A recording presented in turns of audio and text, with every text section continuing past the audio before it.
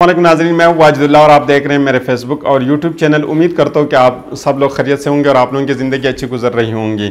आज बहुत अहम चीज़ों के ऊपर गुफ्तगू करेंगे। पाकिस्तान की तारीख कुछ अजीब सी है।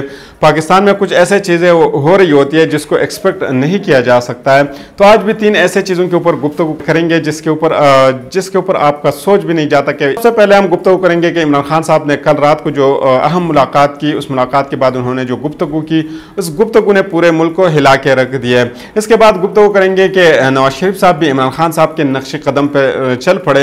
ये भी बहुत ज़्यादा अनयूजुअल सी बात है कि नवाज शरीफ साहब जो इमरान खान साहब से पुराना सियासतदान है और इनका बहुत अहम तजर्बा भी है, लेकिन वो भी इमरान खान साहब के नक्श कदम पर चल पड़े।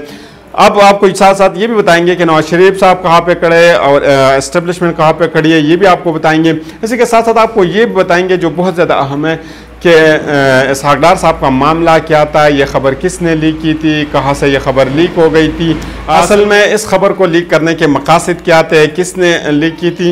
इन तीनों चीज़ों के ऊपर गुफ्तगू करेंगे। लेकिन साहब को बहुत ज़्यादा शिकायत भी है, उनका बहुत ज़्यादा उनके सोच में बहुत ज़्यादा वो कन्फ्यूज भी है कि आखिर इनके साथ क्या कुछ हो रहा है। वो तो ये नहीं चाह रहे थे जो कुछ आजकल इनके साथ हो रहा है या उनके साथ किया जा रहा है, उनके भाई जो इसके साथ कर रहे हैं या एस्टेब्लिशमेंट जो इनके साथ कर रही है, उनके कभी भी उन्होंने ये सोचा भी नहीं था कि इमरान खान साहब के साथ वो इतने ज़्यादा करेंगे और उसके बाद इनके साथ ऐसा ही होगा। तो आज इसके ऊपर गुफ्तगू करेंगे, ये सारी चीज़ें आप लोगों के सामने रखेंगे। सबसे पहले हम गुफ्तगू करेंगे इसहाक डार साहब के मामले के हवाले से कि इसहाक डार साहब के ये पहले यानी कुछ लोग जो इमरान खान साहब के करीब नहीं है बल्कि नवाज शरीफ साहब के करीब है या एस्टेब्लिशमेंट के करीब है, उन्होंने काफ़ी अरसे से या जो इनकी सोच जो बिल्कुल इन दो हलकों के करीब है, उन्होंने इस बात को पिछले हफ्ते से पिला के रखी थी कि इसहाक डार साहब पाकिस्तान के निगरान वज़ीर आज़म होंगे। इन्होंने ये पिछले हफ्ते से ये बात जो था, ये र्यूमर उन्होंने पिलाई थी। तो इसमें भी काफ़ी लोग जो है ना मुख्तलिफ ऑप्शन पे गुफ्तगू करते हैं। मुख्तलिफ लोग ये कहते हैं कि ये ऐसा होता तो ऐसा ना होता, अगर ये चीज़ें इन सब चीज़ों के ऊपर। तो आज मैं आपको बताता हूँ इसके हवाले से कि जो करीबी लोग हैं, जो एस्टेब्लिशमेंट के या करीबी लोग हैं या नवाज शरीफ साहब के करीबी लोग हैं, वो कहते हैं कि ये पिछले हफ्ते डिसाइड हुआ था। और स्पेशली वो जो सहाफ़ी है वो ये कहते हैं कि ये पिछले हफ्ते ये बात डिसाइड हो गई थी कि इसहाक डार साहब को निगरान वज़ीर आज़म बनाया जाएगा। ये उन्होंने पिछले हफ्ते से कहना शुरू किया था। लेकिन इसमें भी काफ़ी ज़्यादा ऑप्शन है कि ये खबर किसने लीक की, कि इसका मकसद क्या था, इससे क्या कुछ हो रहा था, इस पे आज गुफ्तगू करेंगे। इसमें वो ऑप्शन भी आपको बताएंगे कि कौन कौन से ऑप्शन है जिसकी वजह से ये खबर लीक हो गई है। क्योंकि बहुत से सहाफ़ी ऐसे भी है जो इसहाक डार साहब के भी करीब है, नवाज शरीफ साहब के भी करीब है। और इसी के साथ अगर हम एक दूसरे वाक़े को कनेक्ट करना चाहेंगे या वो कनेक्ट करेंगे तो इसहाक डार साहब ये चाहते थे कि एक लेफ्टिनेंट जनरल साहब को भी एक्सटेंशन देना चाह रहे थे, लेकिन इसके ऊपर भी जो है ना पाकिस्तान में बहुत ज़्यादा गुफ्तगू हुई थी और काफ़ी लोग इसके खिलाफ भी थे। तो इससे पता चलता था कि इसहाक डार साहब जो है डायरेक्टली जो नवाज शरीफ साहब से वो डायरेक्टली उनके जो राय है उसको पाकिस्तान में इम्प्लीमेंट करना चाहते हैं या डायरेक्ट वहाँ से वो इम्प्लीमेंटेशन करना चाहते थे। जो नवाज शरीफ साहब चाहते हैं वो सारे इसहाक डार साहब करना चाहते थे। अब इसमें 3 ऐसी चीज़ें हैं कि जिसके ऊपर शक भी किया जा सकता है, जिसकी वजह से ये खबर लीक हुई है। सबसे पहले खबर ये कि इसहाक डार साहब जो कहते हैं कि एस्टेब्लिशमेंट या जो ताकतवर हल्के वो नवाज शरीफ साहब को सबसे पहले इस बात पे आमादा कर रहे थे कि आपकी मर्जी है, आप जिसको वज़ीर आज़म बनाना चाहते हैं तो आप बना लें, क्योंकि आपकी पार्टी की हुकूमत है तो आप बना सकते हैं। नवाज शरीफ साहब भी इस वक्त काफ़ी ज़्यादा खुश था, वो भी चाहते थे कि बस अब तो मेरे पास ऑप्शन है, मैं जिसको बनाना चाहूँगा तो बना लूँगा। तो उन्होंने ये डिसाइड किया था कि वो इसहाक डार साहब को बना ले, लेकिन उनके साथ भी एक गेम हुआ है। अब नवाज शरीफ साहब को भी अब ये जो है ना उनको एक शक पड़ गया है कि उनके साथ डबल गेम हुआ है।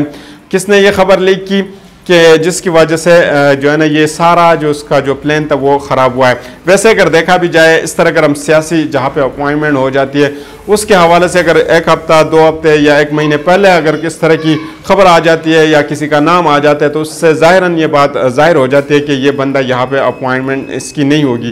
क्यों इसकी अपॉइंटमेंट यहाँ पे नहीं होगी? क्योंकि उनके टांगे खींचना चाहते हैं तो वो अपना काम शुरू कर देते हैं, उनके टांगे वो खींचना शुरू कर देते हैं। और फिर हमने देखा इसहाक डार साहब के मामले में भी कि नून लीग के अंदर से भी काफ़ी ज़्यादा इख्तिलाफात शुरू हो चुके थे। पीपल्स पार्टी ने भी काफ़ी ज़्यादा रिएक्शन शो की थी कि इसहाक डार साहब को आखिर क्यों जो निगरान वज़ीर आज़म बनाए जा रहे हैं। तो इसी के ऊपर जो है ना बहुत ज़्यादा लोगों ने गुफ्तगू की, बहुत ज़्यादा ऐसे चीज़ें भी आई कि जहाँ से इसाक डार के लिए बहुत ज़्यादा मुश्किलात पैदा हो गए थे। ताकतवर हल्कों के भी अपने मामलात है, वो भी कुछ ऐसे देखना चाहते थे। दूसरी नंबर पे अगर दूसरे ऑप्शन को हम देख ले, दूसरी ऑप्शन वो है कि ताकतवर हल्के भी अपने मामलात को देखते हैं कि वो आखिर वो क्या करना चाहते हैं, क्या कुछ आगे वो प्लान करना चाहते हैं। तो ये भी बहुत अहम बात थी इसी में। तो कुछ लोग ये कहते हैं कि जो नून लीग के करीबी ज़राए या नून लीग के करीबी लोग हैं वो तो पहले से ये बात फैलाना चाहते थे कि ताकतवर हल्के भी इसाक डार साहब के नाम पे राज़ी हैं, एस्टेब्लिशमेंट भी इसाक डार साहब को एक्सेप्ट कर रहे हैं। शायद ये भी इसकी एक वजह हो सकती है कि एस्टेब्लिशमेंट को ये अंदाज़ा हुआ हो कि ये इनके साथ जो है ना डबल गेम खेली जा रही है या ये सब कुछ जो है ना इन्हीं के कंधों के ऊपर आएंगे। तो शायद वहाँ से जो ये बात लीक हुई हो और उन्होंने ये बात लीक की हो कि चलो हम कहेंगे कि हम तो आपके साथ थे, हम तो आपकी बात मान रहे थे, अपने लोगों ने जो है ना ये काम ख़राब किया, उन्होंने लीक कर दिए और ये हुआ और उन्होंने तनकीद की, वो तो नहीं मान रहे थे, या आपके साथ जो कोलिजन हुकूमत में है वो नहीं मान रहे थे। तो इसकी एक ये भी वजह हो सकती है। तीसरी वजह के अगर हम इसकी देख ले कि तीसरा जो अहम इसके रीज़न ये भी हो सकता है कि इसाक डार साहब को इतनी ज़्यादा खुशी हुई हो कि वो उनसे बर्दाश्त ना हुई हो और उन्होंने ये बात खुद लीक की हो। तो ये भी इसकी एक ऑप्शन है। ये भी पता चल सकता है कि शायद इसाक डार साहब ने यह खबर खुद लीक की हो जिसका उनको अभी नुकसान हुआ है। वो उनके जो ऑप्शन थे या उनके जो चांसेस थे वो तकरीबन ख़त्म होने के करीब है। फिर हम आते हैं नवाज शरीफ साहब के कि अब नवाज शरीफ साहब जो है ना वो क्यों इतने ज़्यादा बज़िद है या उन्होंने जो है ना इमरान खान साहब के नक्श कदम पर चल पड़े। वो जिस तरह इमरान खान साहब जिस रास्ते पे चल रहे थे अब उस रास्ते पे नवाज शरीफ साहब ने भी चलना शुरू कर दिया। इस पर हम गुफ्तगू करेंगे, कोशिश करेंगे आज जल्दी जल्दी बात करेंगे इस वीडियो को, जितने कम टाइम में हम इसको कवर कर सकेंगे तो कवर करेंगे।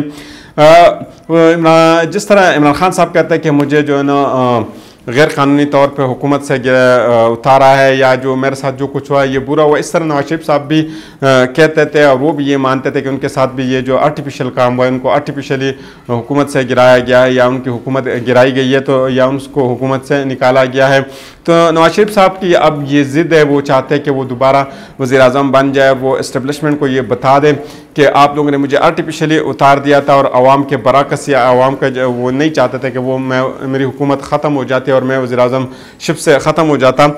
अब वो चाहते कि वो चौथी दफ़ा एक ही दिन के लिए क्यों ना बने लेकिन वो वज़ीर-ए-आज़म बन जाए, इस्टेब्लिशमेंट को बता दे जो कुछ आप लोगों ने किया इसको अंडू किया जाए। तो ये भी नवाज शरीफ साहब की एक ख्वाहिश है। क्या ये ख्वाहिश इनकी पूरी होती है या नहीं होती ये आगे वक्त हमें बताएगा। वो रिवर्स ये सारी चीज़ें वो रिवर्स करना चाहते हैं लेकिन ये रिवर्स होगी या नहीं ये तो उनकी तरफ से।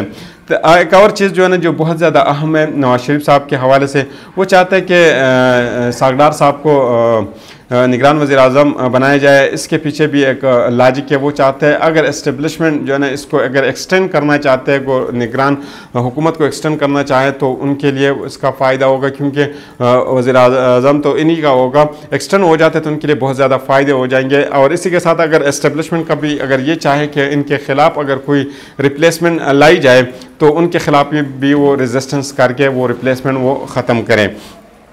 नवाज शरीफ साहब को अब लग रहा है कि जो कुछ इनके लिए हुआ है उनको अंडू करने चाहिए और जो कुछ हुआ है इनके साथ नाइंसाफ़ी हुई है तो इन्हीं चीज़ों के ऊपर। लेकिन शहबाज शरीफ साहब के ऊपर यहाँ पे काफ़ी ज़्यादा क्वेश्चन उठ रहे हैं, ऊपर भी काफ़ी डाउट है नवाज शरीफ साहब को क्योंकि वो अपने हर तकरीर में कहते हैं कि अगर आपने चाहा, अवाम को कहते हैं अगर आपने चाहा और अल्लाह ने चाहा तो नवाज शरीफ साहब हमारे अगले वज़ीर-ए-आज़म होंगे।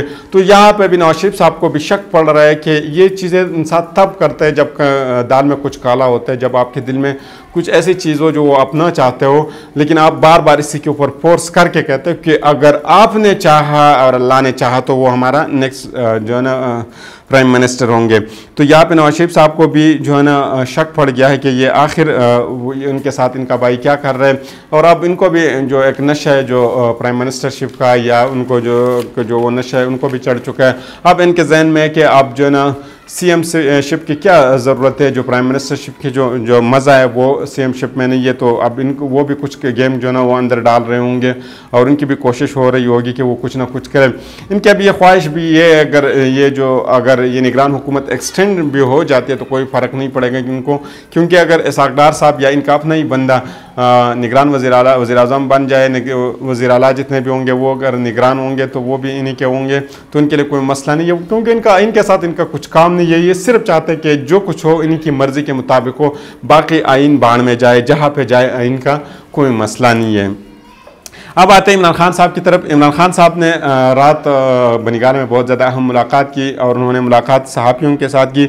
सहाफ़ियों के साथ उन्होंने गुफ्तगू करते हुए उन लोगों के ऊपर बहुत ज़्यादा तनकीद की जो उनके करीबी साथी थे और उनको छोड़ के चले गए, उनके ऊपर उन्होंने बहुत ज़्यादा तनकीद की। उन्होंने कहा कि मैंने अपने साथियों के लिए बहुत कुछ किया, लेकिन अफसोस इस बात की कि उन्होंने न मुझे सिर्फ छोड़ा है बल्कि मेरे ऊपर वो बहुत ज़्यादा गुफ्तगू भी कर रहे हैं, मेरे ऊपर जो है ना वो किचल भी उछाल रहे हैं। तो इन्हीं के ऊपर उन्होंने बहुत ज़्यादा नाराज़गी इख्तियार की है और उन्होंने बहुत ज़्यादा इजहार भी किया कि इन्होंने आखिर मेरे साथ ये क्या कुछ किया। उन्होंने आगे मज़ीद कहा है कि परवेज़ इलाही और शेख रशीद जो अभी तक मेरे साथ डट के खड़े, मुझे इसी के ऊपर भी हैरत है कि आखिर ये लोग कितने पत्थर के बने कि अभी तक ये मेरे साथ खड़े। कहते हैं इसके ऊपर मुझे बहुत ज़्यादा हैरानगी है। लेकिन इसके बाद आगे वो कहते हैं कि मुझे जो सबसे ज़्यादा दुख और सदमा हुआ है वो महमूद खान साहब के जाने पर हुआ है कि आखिर वो किस तरह गए, उनके लिए मैंने आखिर क्या कुछ नहीं किया। फिर आगे उन्होंने परवेज़ खटक साहब के हवाले से भी कहा कि परवेज़ खटक को खटक मैंने बनाया, वो तो वो कुछ भी नहीं था, इनको मैंने खटक बनाया। पहले मैंने इनको वज़ीर आला खैबर पख्तूनख्वा बनाया, फिर मैंने इसको वज़ीर दिफा बनाया, लेकिन आखिर वो चले भी गए। लेकिन इसके बावजूद जो मेरे ख़िलाफ़ वो कुछ कर रहे हैं, जो गुफ्तगू कर रहे हैं, इस पर मुझे बहुत ज़्यादा अफसोस भी है और सदमा भी है कि आखिर ये कर क्या रहे। और ये मैं उम्मीद भी नहीं करता था कि आखिर परवेज़ खटक साहब ऐसा ही करेंगे, लेकिन जो कुछ कर रहे हैं वो आप लोगों के सामने। फिर आखिर जो उन्होंने गुफ्तगू की, ये आखिरी वो पॉइंट है जिसने पूरे मुल्क में जो ना एक हलचली या जो खलबली जिसको हम कहते हैं वो मचा दी और सब लोग हैरान भी है कि आखिर खान साहब भी इस तरह गुफ्तगू कर सकते हैं या इस तरह कह सकते हैं। वो कहते हैं खान साहब कि इस्टेब्लिशमेंट इस वक्त कंफ्यूज्ड है। कहते हैं वो आप जो है ना इस बात पे कंफ्यूज्ड है कि वो आप यू टर्न ले या ना ले। वो कहते हैं कि यू टर्न लेने के लिए भी हौसला होना चाहिए। अगर इंसान यू टर्न लेते तो उसके पास अगर हौसला हो तो तब यू टर्न ले सकते हैं। वो कहते हैं कि वो पीटीआई को ख़त्म करने के लिए वो इस हद तक जा पहुँचे कि उन्होंने मुल्क को तोड़ने के हद तक आ गए और वो पीटीआई को ना तोड़ सके लेकिन मुल्क को तोड़ने के करीब आ चुके हैं। फिर कहते हैं मुझे लगता है कि निगरान हुकूमत आने तक हालात जो है वो बदल जाएंगे और हालात बेहतर हो जाएंगे और इस्टेब्लिशमेंट जो है वो यू टर्न लेने के हौसला भी इनके पास आ जाएगा और वो भी यू टर्न ले लेंगे। अब वो कहते हैं कि जो कुछ गलतियां मैंने की वो गलतियां अब मैं नहीं करूंगा, मैं वकला को जो है ना अब आगे टिकट जारी करूंगा। जो करप्ट लोग थे वो पहले जा चुके हैं और अब जो है ना मेरे पास जो लोग आएंगे वो करप्ट नहीं होंगे। फिर वकला के ख़िलाफ़ जो है ना अगर वो कुछ केस करना चाहेंगे तो वो भी बहुत ज़्यादा मुश्किल होंगे, उनके साथ दांधली करना भी बहुत ज़्यादा मुश्किल हो जाएगा इनके लिए। अगर वो उनके साथ दांधली करते तो वो भी बहुत टफ काम होगा। तो इन सब चीज़ों के ऊपर उन्होंने गुफ्तगू की। तो कोशिश मैंने आज से कि काफ़ी चीज़ों के ऊपर गुफ्तगू की और कोशिश ये भी की के साथ साथ कि जितने कम से कम वीडियो हम बनाएँ तो वो सबसे बेहतर है। हम कोशिश करेंगे नेक्स्ट वीडियो में चीज़ें खुल के रखेंगे। तो अगली वीडियो तक मुझे इजाज़त दीजिए। अल्लाह हाफिज़।